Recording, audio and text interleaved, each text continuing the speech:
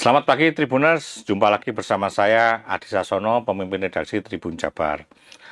Pagi ini saya sudah ditemani oleh Region Head PT Perkebunan Nusantara 1 Regional 2 Pak Desmanto. Selamat pagi Pak. Selamat pagi Mas Adi. Terima kasih sudah datang ke studio kami Pak. Sama-sama Mas Adi, siap. Sukses buat Tribun. Terima kasih.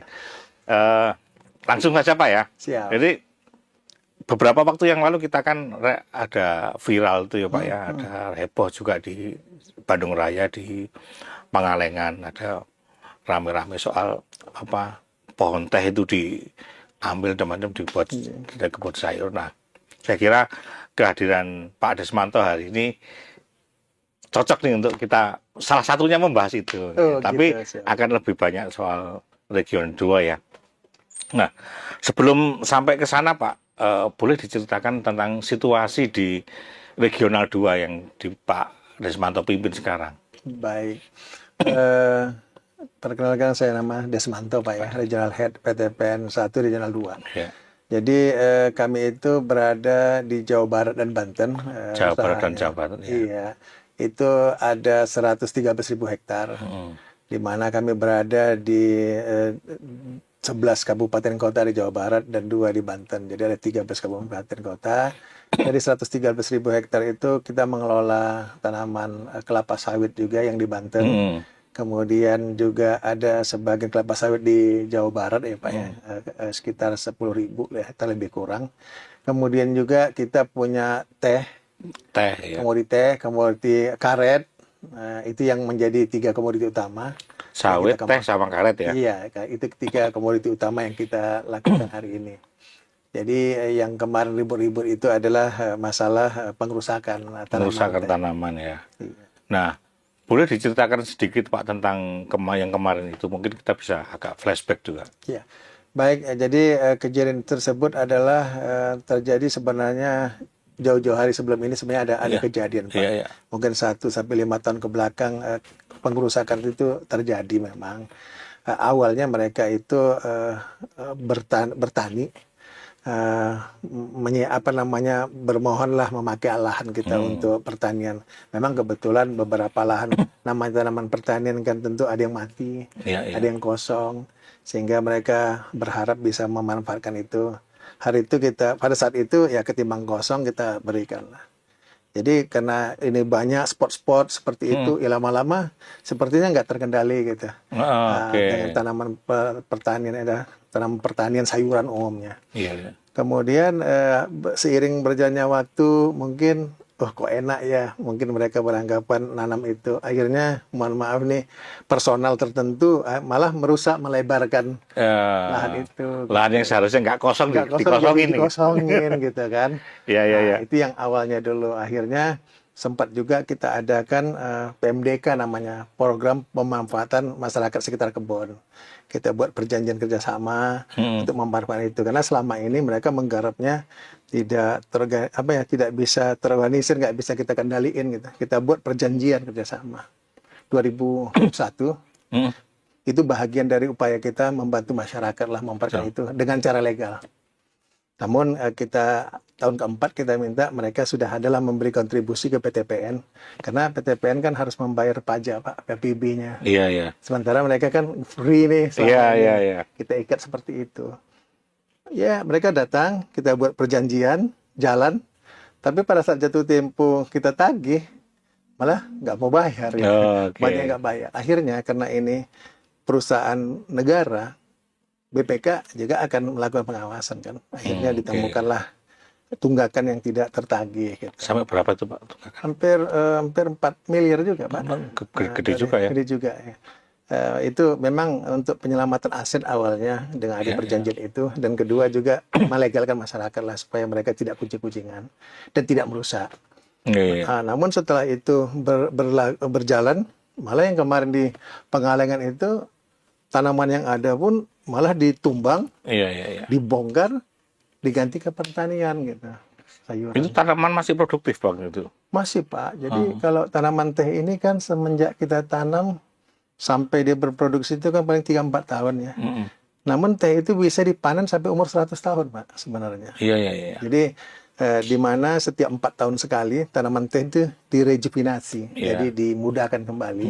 Jadi pendek, kemudian nanti tumbuh lagi, kita panen seperti itu. Yang mereka rusak kemarin itu umumnya telah berumur 30-40 tahun lah, lebih kurang. Iya. Dan waktu itu ya teh semua. Sekarang kalau kita lihat di lapangan, itu udah nggak ada lagi tehnya. Oh, iya, Jadi iya. gitu. Sampai berapa luasnya kemarin itu Pak Yang luasan di lokasi Blok Pahlawan itu sekitar 150 hektar. Wih, Kalau gede juga ya, investasi teh itu sekarang investasinya 200 juta Pak per hektar. per hektar. Tinggal dikalikan aja. Itu kalikanlah kerugian kita dari Iya. investasi yang ada. Dan sebenarnya bukan di sini di Pengalengan saja, Mm-mm. di tempat lain juga terjadi hal yang sama Pak. Penggarapan, perusakan. Jadi total kalau dari 113 hektar yang dikelola oleh PTPN 1 Regional 2 itu berapa Pak yang dikuasai orang? Ya, dari 113.000 hektar lahan PTPN itu sudah digarap sekarang lebih kurang 14.000 hektar Pak. Lebih dari 10% loh berarti. 13 atau 12%, Iya, iya. 13% lebih kurang. Seperti itu. Itu terbanyak di mana Pak? Kalau terbanyaknya itu yang di sini Jawa Barat ya. Jawa Barat ya. Dan sangat terkhusus di Kabupaten Bandung. Oh, oke. Itu hampir mungkin sekitar 5 ribuannya atau 70% atau 50% dari total garapan itu berada di Pengalengan seperti itu. Di Kabupaten Bandung ya. Iya, iya. Jadi dengan adanya kemarin apa ya upaya-upaya kita lah ya dukungan dari semua pihak termasuk media yang memberitakan, kemudian termasuk juga Pak Gubernur sangat luar biasa Pak mendukung dengan beliau tidak mau ada bencana seperti di Sumatera Iya, iya. akibat penggundulan, karena kita tahu tanaman teh ini kan tanaman yang baik untuk menahan air Pak. Iya, iya. Per hektar itu dia 13.000 pohon. 13.000. Sedangkan kelapa sawit misalnya cuma 143. Iya. Nah, kan gitu. Dia nih 14.000. Artinya dia itu kalau kita lihat di tanah di bawah itu udah akar semua itu. Jadi sangat baik kalau mungkin kita mundur 10-20 tahun lalu, kalau hujan itu air yang jatuh itu masih jernih. Kalau hari ini Nah, sekarang enggak ya. Sekarang sudah keruh. Ya. sudah keruh coklat. Artinya apa? Ada pencucian, ada erosi yang dibawa ke bawah. Dan kita lihat sekarang sungai-sungai pada tidak lagi dalam, tidak lagi lebar karena ada pendangkalan. Iya, iya. Dan tentunya itu dengan pendangkalan tadi, jadi memancing masyarakat membangun rumah lagi di pinggir sungai. Iya, iya. Akhirnya nanti pada saat hujan besar jadi banjir petaka. Dan itulah yang terjadi di Sumatera, dan Pak Gubernur, mungkin kita semua juga sangat mendukung mungkin penghijauan kembali untuk mencegah banjir tadi. Iya, iya. Boleh diceritakan Pak, kasus Pengalengan kemarin kan kalau kami melihat dari video-video kayak ada unsur kekerasan juga ya, ancaman-ancaman. Teman-teman di PTPN juga mengalami ancaman kekerasan. Benar Pak. Jadi yang ngerusakin tanaman itu nampaknya sudah terang-terangan. Mereka tidak lagi segan, tidak lagi yang namanya perbuatan itu kan harusnya kan takut ya. Kalau jahat ini ya sembunyi-sembunyi gitu. Ya. Ini setiap kita tangkap itu ya dapat pelakunya, alat yang digunakan, dan banyak berkelompok. Ada kelompok yang 15 orang. Ini sekarang sedang disidik di Polres Bandung, Polresta Bandung. Kemudian juga yang 6 sudah tersangka, sudah ditahan. Dan ini banyak berprogres lagi di Polda sendiri ada 2 kasus, Pak. Kemudian di Garut itu juga sudah ditahan 3 orang. Kemudian ini sedang lagi di Sukabumi ya, sedang juga dilakukan penyelidikan. Jadi dari kasus-kasus yang saya sampaikan tadi, artinya ini udah umum. Jadi saya khawatir juga, saya dengar mereka ini awalnya menggarap, merusak dulu, habis itu menggarap, dan ini jadi reforma agraria, mungkin seperti itu tujuan mereka. Sedangkan ini adalah tanah negara, BUMN, dan ini aset. Aset ini kan kita peroleh dari ganti rugi Belanda punya, Pak. Jadi waktu tahun 46 ya, atau 46 sampai 50 ya, waktu itu setelah kemerdekaan negara menasionalisasi, Membayar ganti rugi. ganti rugi sama Iya, Belandanya. iya. Jadi Belandanya pulang bawa uang, lahannya punya kita diserahkan ke PTPN. Artinya aset itu berarti harus dijaga. Iya, iya. Setiap hilang berapa hektar pun kami sebut pertanggungjawaban. Ada berita acaranya ke Menteri. Kalau hari ini adalah BPBUMN dan Antara dan holding, Pak. Iya, iya. Seperti Jadi itu. kalau ditemukan berkelompok-kelompok itu berarti ada pemodalnya juga tuh mestinya, Pak. Ya, sesuai dengan hasil pemeriksaan kemarin, ini sudah mengarah kepada pemberi modalnya. Jadi setelah ditelusurin ternyata mereka hanya orang suruhan. Numbang dibayar berapa seperti itu, mereka numbang, nanti masuk pemodalnya ditanam kentang ataupun katakanlah wortel. Setelah itu nanti ada yang terima dan ada yang modalin gitu. Dan hari ini sedang berlangsung ya. Kita berharap ini menjadi pembelajaran, Pak, buat masyarakat sehingga mereka tidak lagi mengulang, atau yang baru jangan ngikut-ikutan seperti itu. Ya, ya, ya. Pak, tentu saja kalau ini jadi pelajaran bahwa ini kan aset negara juga, Pak, ya. Iya. Dan ini kan jadi pembelajaran bagaimana nanti PTPN mengamankan itu lebih jauh. Apakah bekerja sama dengan KPK misalnya atau bagaimana, Pak? Ya. Baik, alhamdulillah kemarin juga kira-kira 1 bulan yang lalu kami bersama dengan Bapak Gubernur Pak Deddy Mulyadi bersama beberapa bupati dan BBWS, timnya dari Pemprov Jawa Barat, kita itu ke KPK, Pak. Ke KPK, di sana kita minta pendampingan lah terkait pertama pengamanan aset dan terkait perpanjangan HGU juga. Jadi HGU kita itu banyak juga yang mati, yang prosesnya sangat panjang. Jadi dengan adanya kerjasama ini kami berharap ada kemudahan, ada percepatan lah. Karena memang di masyarakat itu diberikan informasi oleh orang pintar kepada masyarakat petani yang menyebutkan kalau HGU mati itu udah balik ke negara. Jadi diartikan udah bisa dibagi-bagi. Oke. Sehingga masyarakat terbodohi oleh informasi itu jadi nekat, Pak. Padahal tidak semudah itu tanah negara diserahkan. Ada peraturan menteri yang harus diikutin gitu. Jadi melalui ini sangat baik ini di wawancara ini kami berharap banyak masyarakat yang mendengar, terutama masyarakat Jawa Barat, untuk tidak terprovokasi, untuk tidak tertipu oleh keinginan-keinginan pemodal atau orang lain. Jadi terkait areal yang dirusak tadi, kan di sana Pak ada pemanen, Pak. Pemanen teh. Ada yang memelihara teh yang selama ini dapat gaji dari situ. Hari ini kehilangan pendapatan karena itu. Mereka bekerja 1 bulan biasanya bisa 25 hari, 24 hari. Sekarang cuma paling 3-4 hari di lokasi itu. Jadi dengan adanya program penanaman kembali, semua yang terdampak, apakah itu tenaga pemanen, tenaga pemeliharaan masyarakat sekitar, sekarang kita pekerjakan kembali, Pak, di lahan itu. Kita gaji mereka sesuai dengan upah yang hari ini kami bayar 50.000 sampai 60-70.000 ya, Pak, tergantung intensitas atau prestasinya. Kemudian juga masyarakat tadi yang korban yang bekerja di tempat sayuran tadi juga kami terima. Di Pengalengan kemarin yang kita tanam itu kita sudah mempekerjakan hampir 90 orang masyarakat sekitar sana yang terdampak. Termasuk yang kemarin berbuat itu atau gimana? Yang berbuat tentu sudah sedang dalam proses ya. Yang terlibat misalnya penanaman mereka, sayuran gitu.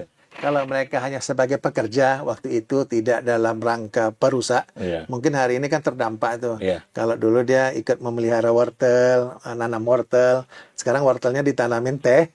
Artinya kami tampung, Pak. Itu dikembalikan ke teh lagi? Iya, jadi beberapa areal kita akan sesuaikan dengan kontur dan jenis tanamannya. Nanti ada sebagian akan ke teh, kemudian sebagian juga nanti yang bisa kopi, kita kopikan, Pak. Jadi kopi juga lagi bagus nih, baik dari segi harganya, baik dari segi kemampuan menyerap tenaga kerja, dan pemberian upahnya nanti, karena kan akan ada premi borongan gitu. Jadi intensitas kerjanya akan padat dan itu tentu akan banyak menerima lapangan kerja, Pak. Oke, ya. Itu kalau kopi berarti ada varietas tertentu yang ditanam, Pak ya? Ya, Enggak. varietas tertentu sesuai dengan apa yang ingin kita lakukan ekspornya. Misalnya kita bangun nanti Arabica. Kalau Arabica itu juga bisa berbagai jenis, jenisnya jenis lokal, jenis mana ya. Dan kita combine juga dengan Robusta di daerah yang lebih rendah. Sehingga nanti pada saat kita butuh ekspor, apakah blend ataupun secara masing-masing Robusta dan Arabica, kita punya pasar tertentu. Iya, Ya, oke, oke. seperti itu. Pak, ini menarik juga kan. Kemarin Pak Deddy Mulyadi, tadi ngomong sawit ya Pak ya. Iya. Pak Deddy Mulyadi juga bicara. Saya tidak ingin ada sawit di Jawa Barat. Nah, sementara kan PTPN punya banyak sawit. Bagaimana ini Pak? Ya, jadi untuk sawit kami sebenarnya ada sekitar 20-an ribu hektar ya, Iya. yang mana hampir 70%-nya berada tadi di Banten dan 30%-nya di Jawa Barat. Memang hari ini ada beberapa lokasi yang harus direplanting. Tentu Replanting ya. direplanting artinya yang tua Iya. harusnya sudah digantikan ke tanaman yang muda lagi supaya nanti produktivitas lebih baik. Namun dengan adanya kebijakan ini mungkin kita akan menyesuaikan Pak dari regulasinya Iya. kepada kearifan lokal ya. Jadi kemarin untuk menghentikan ya kita coba stop dulu untuk mengadakan replanting. Bahkan kalaupun ada nanti yang harus kita ganti, mungkin kita menyesuaikan dengan komoditi apa. Apakah misalnya kelapa yang hari ini Iya, juga iya. cukup baik ya Pak ya. Nah, boleh tuh Pak cerita tentang kelapa Pak. Iya. Gimana? Cerita tentang kelapa nih. Ya, kelapa sesuai dengan arahan Pak Menteri Pertanian juga. Iya. Ini kita sekarang kekurangan kelapa. Dan harganya sangat menarik ya. Di tingkat petani bisa sampai 25.000. Kelapa itu bisa diekspor, terutama ke China. Jadi kita kan ini melihat peluang yang sangat baik ya kalau kelapa ini. Apalagi kelapa ini bisa ditanam mulai dari di dataran rendah sampai di pinggir pantai, Iya. sampai yang dataran sedang lah ya, Iya. sedang itu ketinggian 600 masih bisa. Dan Indonesia juga sudah biasa menanam kelapa. Jadi ini adalah suatu peluang yang baik buat peningkatan perekonomian.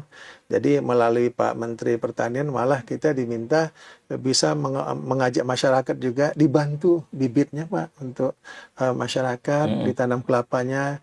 Nanti sebagai pendampingnya PTPN kita terima buahnya, kemudian kita tentu dengan harga yang sangat baik ya karena ini ekspor langsung yang harganya bisa lebih tinggi dan kita sama-sama tumbuhlah dengan masyarakat untuk menumbuhkan perekonomian. Di samping kelapa, Menteri Pertanian juga punya rencana untuk mengembangkan kopi.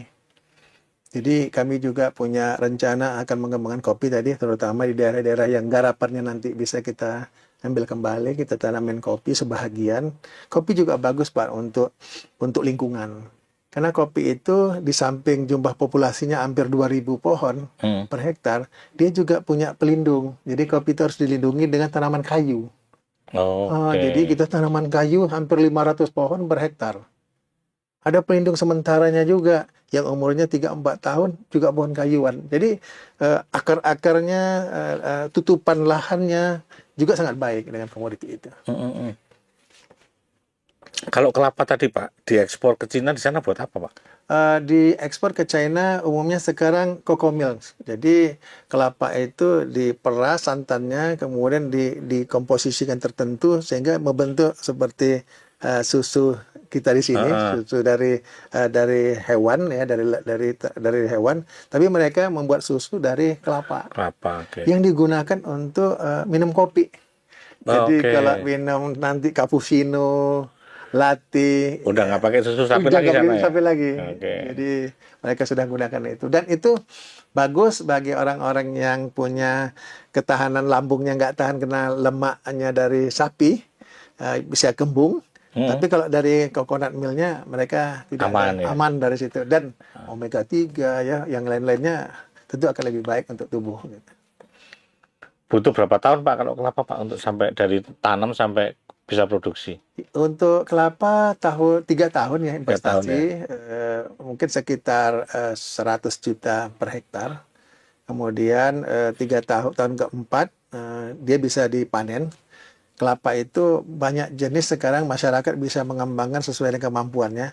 Kita bisa buat ngambil nira dari kelapa genjah, diambil niranya, dibuat gula, gula semut. Itu juga bagus. Kalau kita minum kopi kan ada tuh gula merahnya. Iya. Nah, itu dia gula dari kelapa bisa dibuat.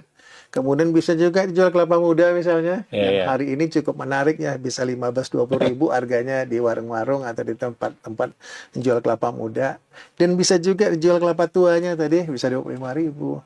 Jadi sangat luar biasa, Indonesia sangat cocok untuk kelapa dan ini adalah peluang bisnis saya kira. Jadi soal sawit kemarin itu berarti sudah ada jalan keluar di situ Pak ya? Ya. Exitnya. Ya, mungkin kita bisa konversi ke kelapa ya Pak ya, mungkin seperti itu. Nah, kembali ke soal pengambilan kembali lahan-lahan yang dirampas Pak ini. Itu targetnya sampai kapan Pak selesai untuk di region 2? Jadi sesuai dengan diskusi kita dengan teman-teman, ketersediaan pendanaan juga, kemudian proses juga Pak ya. Kami merencanakan 3 tahun ini kita bisa mengambil alih kembali areal garapan tadi untuk kita tanami tanaman perkebunan. Kemudian kita juga akan menerima masyarakat yang terdampak penggarap tadi menjadi pekerja kita Pak. Artinya mereka ketika diterima bekerja itu ya harus sesuai dengan tanaman apa yang diinginkan oleh PTPN. Iya tentu. Jadi mereka di sana pekerja yang menerima upah. Jadi kami memberi lapangan kerja sama mereka. Kalau mereka misalnya punya tanah minta didampingi penanamannya, ya silakan kita bisa kerjasama juga seperti itu. Gitu. Jadi kita tidak hanya mengambil lahan, tapi kita juga memperhatikan kesejahteraan mereka untuk menerima mereka bekerja. Oke. Nah, selain itu Pak, pertanyaan terakhir saya, rencana PTPN 1 Regional 2 sampai 5 tahun ke depan apa Pak?